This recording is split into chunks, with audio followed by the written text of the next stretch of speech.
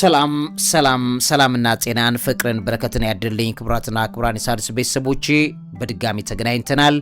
እንግዲህ 65 ኢትዮጵያውያን የሞት ፍርድ በተለይም ደግሞ ያው ዘግናኝ የሆነ ሞት ነው አንገት መቅላት ወይም ስቅላት ይጠበቁ ይገኛሉ ማለት ነው።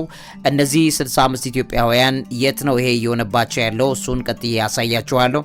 ሌላኛው እንግዲህ በማሊ እየተከናወነ ያለው የፖለቲካ ቀውስ ምንድነው? እስከዛሬስ ያለው ሪፖርት ምንን ያሳያል? በእነዚህ ነገሮች ዙሪያ ላይ ትኩረት አድርጌ ቆይላችኋለሁ። ሌሎች አጫጭር መረጃዎችንም ይዣለሁ። መምህርና ጋዜጠኛ አብይ ይልማ አብራችሁን ቆይታ እንድታደርጉ በድጋሜ በአክብሮት ጋብዛለሁ። እንግዲህ ውድ ሣድስ ቤተሰቦቼ ይህንን ሪፖርት ያወጣው የዓለም አቀፉ የሂዩማን ራይትስ ዎች ነው። እንግዲህ እየተናገረም እያሳየም ያለው ነገር 65 የሚሆኑ ኢትዮጵያውያን ስደተኞች በሳዑዲ አረቢያ የሞት ፍርድ ተፈርዶባቸው የግድያ ስጋት እንደተጋረጠባቸው የተነገረ ይገኛል። ሳዑዲ አረቢያ እንደ አውሮፓውያን ዘመን አቆጣጠር በኤፕሪል 21 2026 በባለፉት ጥቂት ቀናቶች ውስጥ 3 ኢትዮጵያውያንን በተመሳሳይ ሁኔታ በሞት ፈርዳባቸዋለች፣ በሞት ቀጥታቸዋለች። ከዚህ ጋር በተያያዘ አብዛኛዎቹ ስደተኞች የሞት ፍርድ የተፈረደባቸው ከአደንዛዥ እጽ ዝውውር ጋር በተያያዘ ክስ ነው። እንግዲህ ያው መግደል ከተፈለገ የሚያያዘው ክስ አደንዛዥ እጽ የሚል ከሆነ ነው ለሞት ፍርድ የሚያስፈርደው። ስለዚህ ይህንን መሰረት አድርገው ፍርድ ሂደቱ እየተከናወነ ነው ያለው። ሂዩማን ራይትስ ዎች ተከሳሾቹ መሰረታዊ የህግ ተከላካይነትና ፍትሐዊ የፍርድ ሂደት እንዳላገኙ ነው እየገለጸ ያለው። እንደሚታወቀው ሳዑዲ አረቢያ የሞት ቅጣቱን የምትቀጣው ራስን በመቅላት በስቅላት እንደሆነ ይታወቃል። ከዚህ ጋር በተያያዘ እንግዲህ እስረኞቹ ሊረዱት በማይችሉ የተቋጻፈ ቋንቋ እንዲፈርሙ እንደተደረጉ ነው እየተገለጸ ያለው። ስለዚህ ራሳቸውን ለስቅላት ወይም ለአንገት መቀላት እንዲዳርጋቸው የሚያስችል ነገር ነው።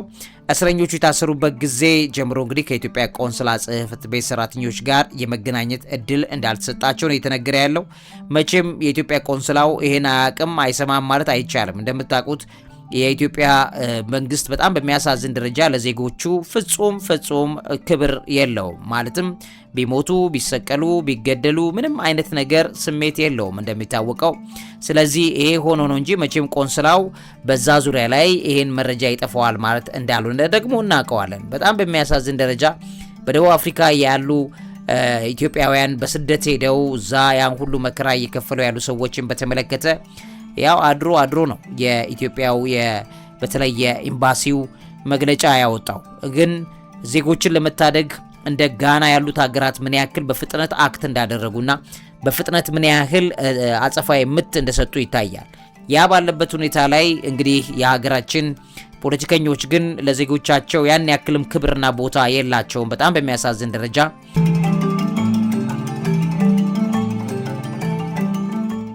እንደዚሁ በእስረኞች እንግዲህ በታሰሩበት ጊዜ ጀምሮ በሳዑዲ አረቢያው ቆንስላ ጽሕፈት ቤት ጋር ሰራተኞቹም ጋር ምንም የመገናኘት እድል እንዳልተሰጣቸው ነው የተነገረ ያለው። ቤተሰቦቻቸው ወይም ሌሎች ጎብኚዎችም በተመለከተ የሚነገሩ ነገሮች አሉ። ማንኛውም አካል ሊጠይቃቸው ፍቃድ እንዳልተሰጠው ነው እየተነገረ ያለው። በደቡብ ምዕራብ ሳዑዲ አረቢያ በሚገኝ ናጃራን በተባለ ማዕከላዊ ወህኒ ቤት ነው በጣም በርካታ ኢትዮጵያውያን የሞት ቅጣታቸውን እየተጠባበቁ ያሉት። እዚህ ጋር በተያያዘ እንግዲህ እስረኞቹ በእስር ቤት ውስጥ ድብደባ፣ የሰብአዊ አያያዝም እንደሚፈጸምባቸው ነው ሂዩማን ራይትስ ዎች ያጋለጠው።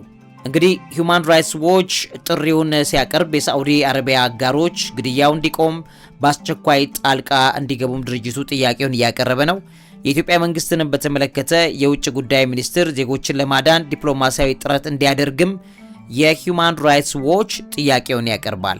ያ ማለት ምን ማለት ነው? ለኢትዮጵያ መንግስት ነው እየቀረበ ያለው በተቻለ መጠን ህዝቦቻችሁን ዜጎቻችሁን አድኑ የሚል ጥያቄ ከሂዩማን ራይትስ ዎች ቀርቧል።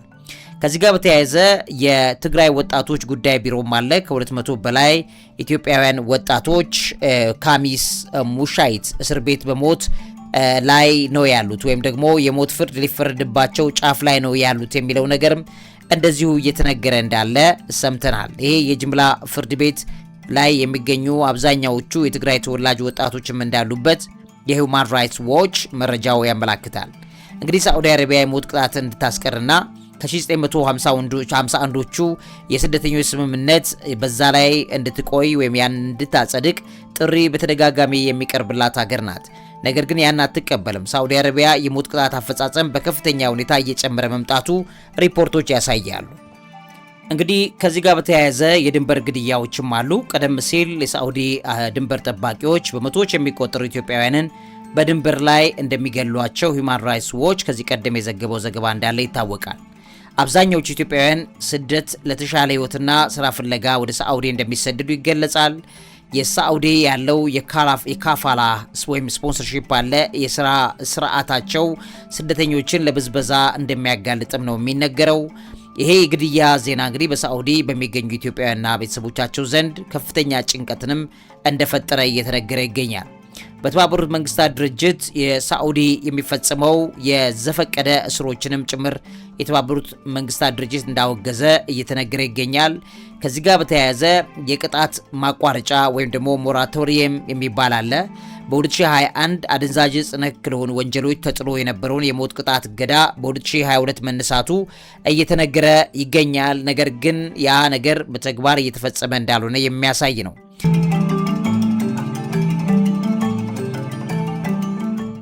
ከ2024 ብቻ ከ100 በላይ የውጭ ዜጎች በሳዑዲ አረቢያ ተገለዋል።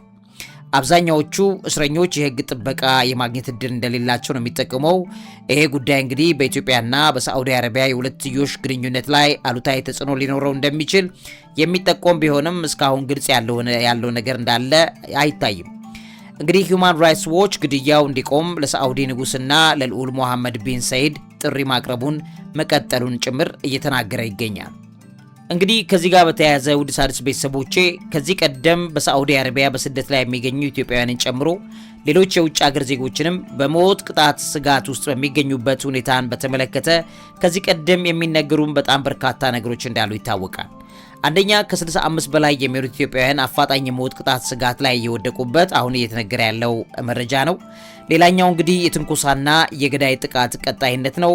ይህም በኤፕሪል 2026 የወጣ ሪፖርት ያሳያል። በኤፕሪል 2026 ብቻ ሳዑዲ አረቢያ 3 ኢትዮጵያውያንን መግደሏ ሂዩማን ራይትስ ዎች አረጋግጧል። ከዛ ውጭ እንግዲህ የእጽ ዝውውር ክስ ነው ድራግ ሪሌትድ ኦፌንሲቭ የሚባለው። አብዛኛዎቹ ስደተኞች በቁጥጥር ስር የዋሉትና የሞት ቅጣት የተፈረደባቸው ሐሺሽ በማዘዋወር ነው በሚል ክስ ነው ተብሎ ነው የሚነገረው። ነገር ግን ይሄም ለሞት የማያበቃ ወይም ነን ሌታል ከሚባሉት ወንጀሎች ተደርጎ ለተባበሩት መንግስታት ድርጅት የሚወሰድ ስለሆነ ይህንን ነገር በተመለከተ ሳዑዲ አረቢያ ነገሮችን እንድታስተካክል በተደጋጋሚ እየተጠየቀች ነው ያለችው። ከዚህ ውጪ የፍትህ ሂደት ግልጽነት ማጣትና መብት መጣስም በሳዑዲ አረቢያ ይታያል። ስደተኞች በቁጥጥር ስር ከዋሉበት ጊዜ ጀምሮ የህግ ድጋፍ የማግኘት መብታቸው የተከለከለ ነው የሚሆነው። ለጠበቃ ለአስተርጓሚና ለቆንስላ ድጋፍ ያላቸው ተደራሽነትም አነስተኛ እንደሚሆን ነው የሚነገረው። የካፋላ የሚባል የስራ ስፖንሰርሺፕ ስርዓትም ጫና አለ። ሳዑዲ ስራ ስፖንሰርሺፕ ስርዓት ወይም ካፋላ ስደተኞችን ከአሰሪዎቻቸው ጋር የሚያስተሳስር ነው። ይህም ለሰራተኞች ብዝበዛ በተለይም ለፓስፖርት መያዝ፣ ለደሞዝ አለመክፈል እና ለግዳይ ስራም የሚያዳርግ ስርዓት ነው ተብሎ ይተቻል። ሌላኛው እንግዲህ የመንግስታት ዝምታና የቆንስላው ድጋፍ ማጣት ነው።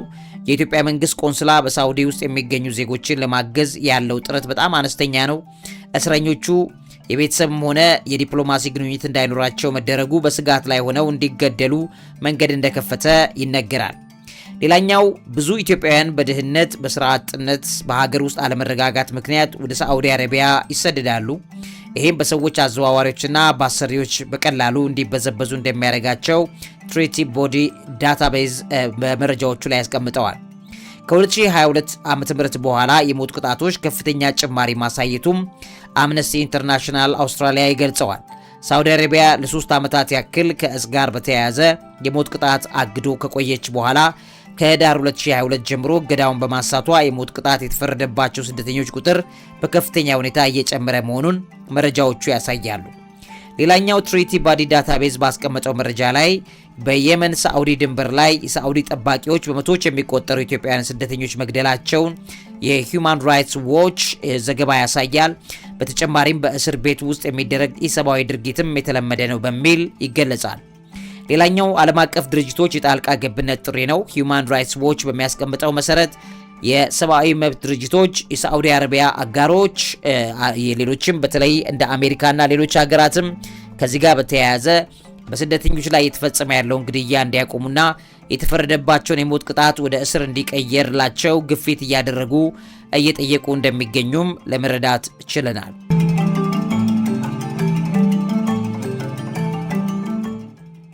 ክቡራትና ክቡራን የሣድስ ቤተሰቦቼ ወደ ሌላኛው መረጃ ይዣችሁ ልሄድ። በማሊ ምንድነው እየተፈጸመ ያለው? ከዛሬስ ያለው መረጃ ምን ያመላክታል የሚለውን ነገር ባጭሩ ላሳያችሁ።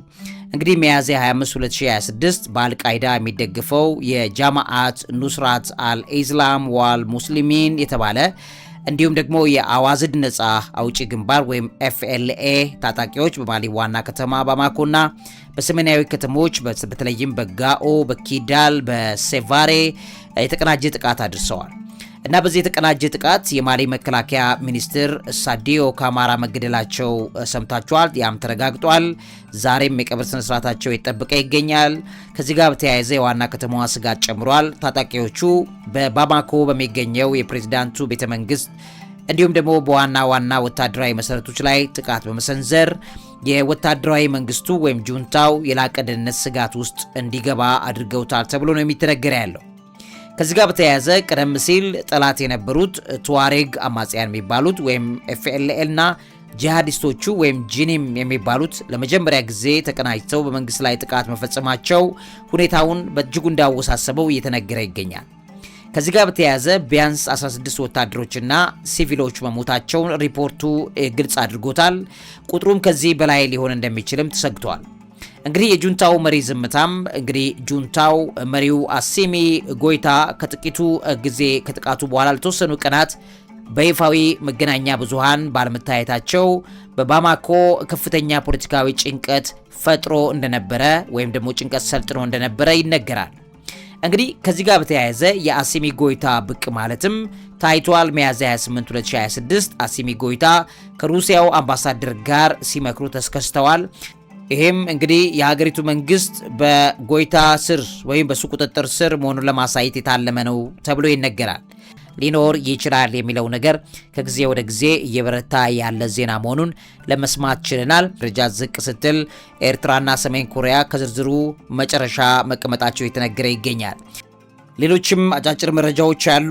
እንግዲህ በደቡብ ሊባኖስ ውድመት አሁንም ቀጥሏል። እስራኤል በደቡብ ሊባኖስ በሄዝቦላ ላይ የምትሰነዝረውን ጥቃት ለበርካታ መንደሮችና ሲቪል መሰረተ ልማቶችን ማውደሟ እየተገለጸ ይገኛል። የኢራን ገንዘብ ውድቀትም ተነግሯል። የኢራን ሪያል በታሪክ ዝቅተኛው ደረጃ ላይ በመድረስ አንድ የአሜሪካን ዶላር 1.8 ሚሊዮን ሪያል እየተመነዘረ መሆኑ ተዘግቧል። የአሜሪካ የጠቅላይ ፍርድ ቤት ውሳኔም ተስተውሏል። የድምፅ አሰጣጥ መብት ህግን በተመለከተ ቪአርኤ ይባላል። ያንን በማዳከም ጥቁር አሜሪካውያን በኮንግረስ ያላቸውን ውክልና ሊቀንስ የሚችል ውሳኔ ፍርድ ቤቱ አስተላልፏል ተብሏል። የቻይና ንግድ ስምምነትም ቻይና ለ53 አፍሪካ ሀገራት የምታቀርበውን የታሪፍ ነፃ ወይም ዜሮ ታሪፍ የንግድ እድል ማጠናከሯን ማስታወቋ እየተነገረ ይገኛል።